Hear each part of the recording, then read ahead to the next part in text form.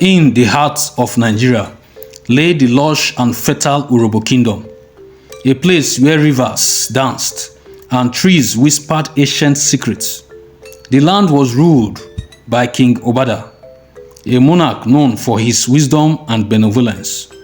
His reign was marked by peace and prosperity, shared with his beloved wife, Queen Efe, and their cherished one-year-old son, Onome. King Obada was adored by his people, who flourished under his just and gentle rule. His court was filled with laughter, his field with bountiful harvests, and his people with the joy of a life well lived. Yet, not all in the kingdom were pleased. Chief Akpos, a man with a heart as black as night and a taste of power, saw Obada's kindness as weakness. Akpos coveted the throne and harbored a plan to seize it. Chief Akpos was known among a few for dabbling in the dark arts, a secret he guided zealously. He sought powers not through wisdom or the goodwill of the people, but through fear and treachery. He visited hidden shrines, made pacts with shadowy spirits. With each passing day, his hatred for Obada grew, feeding the dark magic within him. One fateful night, under the cover of darkness, Chief Akpos decided it was time to strike. The air was thick with an unnatural chill. As he approached the palace, his heart hardened with greed. He slipped past the guards, his movements silent and swift, and made his way to the royal chambers. With a heart full of malice, he unleashed his dark powers, striking down King Obada and Queen Efe.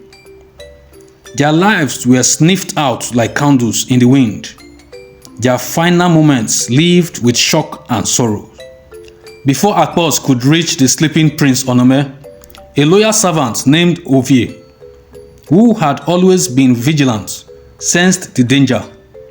With his instinct of a protector, he grabbed the child and fled into the depths of the forest. The night was blur of fear and urgency, but Ovie's determination to save the last hope of the kingdom was unyielding.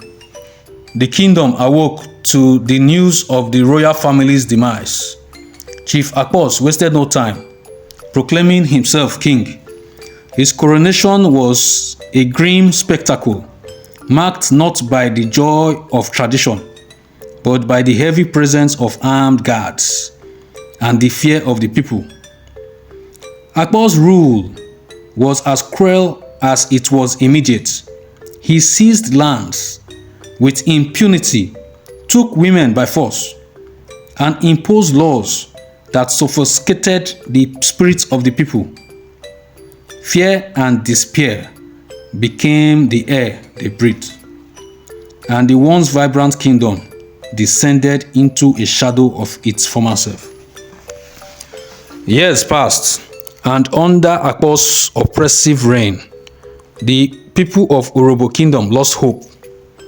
The once lively markets were now silent, the laughter of children replaced by the cries of the oppressed.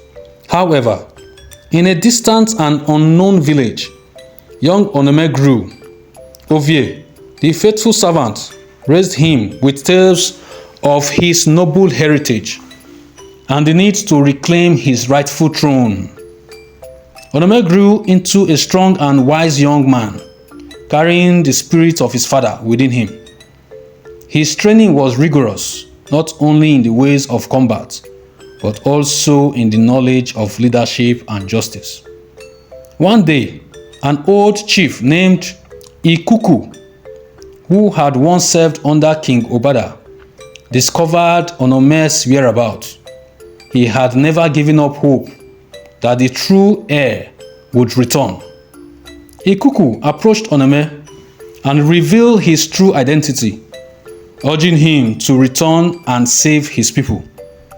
Onome, fueled by the stories of his father's greatness and the injustices inflicted upon his homeland, he agreed to return. Onome returning to the Urhobo kingdom in disguise. Himself and Chief Ikuku met with other loyal chiefs who despised Akpor's tyranny. They knew that a direct confrontation with Akpor, who was protected by his dark powers, would be futile. Instead, they concocted a plan that was as daring as it was dangerous. The Kingdom Annual Festival, a celebration of its rich heritage, was approaching. This was the perfect opportunity. The festival was a grand affair, marked by dances, songs, and rituals that had been passed down through generations. It was a time when people momentarily forgot their woes and remembered the glorious past. This year, however, the festival carried a weight of a secret rebellion. The chief, skilled in the act of deception, dug a pit in the festival ground and filled it with boiling oil. They covered it with beautiful decorations, masking the deadly trap beneath. The throne of King Akpor was placed directly over it. On the day of the festival, the air was thick with anticipation. Akpor, arrogant and blind to the whispers of rebellion around him. The people, forced to attend, held a flicker of hope in their hearts.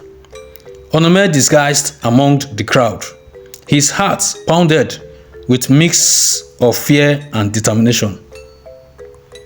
As the festival reached its peak, Akpor, intoxicated by his own perceived invisibility, made his way to the throne. With a grand gesture, Akpor sat on the throne. Suddenly, the ground beneath the throne gave way, and Akpor plunged into the boiling oil below. His screams piercing into the festival air. The people watched in shock as the tyrant met his gruesome end. The nightmare was over. The wicked king is dead. A collective cheer erupted from the crowd. The sound of a kingdom breaking free from the chains of tyranny. Onome stepped forward, revealing his identity to the astonished masses. The chiefs and the people fell to their knees, pledging their loyalty to the true heir of Urhobo. The realization that their savior was the son of the beloved King Obada filled the heart of the people with joy and hope. Crowned King Onome, he vowed to restore peace and prosperity that his father once brought to the kingdom. His reign was marked with justice, peace, and joy. Just like King Obada, Onome worked tirelessly to rebuild the kingdom, restoring land to their rightful owners, punishing those who had collaborated with Akpor, and implementing fair laws that uplifted the minds of the people. Onome's rule saw the return of joy and prosperity to the Urhobo kingdom. The fields were once again lush and green, the markets bustling with trade, and the people filled with a renewed spirit.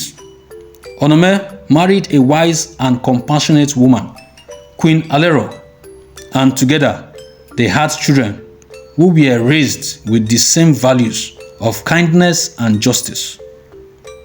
The story of Onome's return and the fall of Chief Akpor became legend, a tale passed down through generations.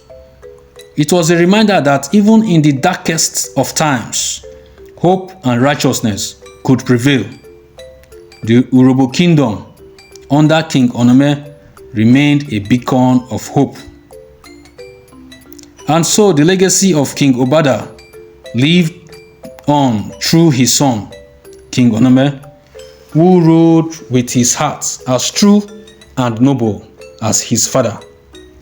The kingdom thrived, its people united by the memories of their trials and their strengths they found in overcoming them.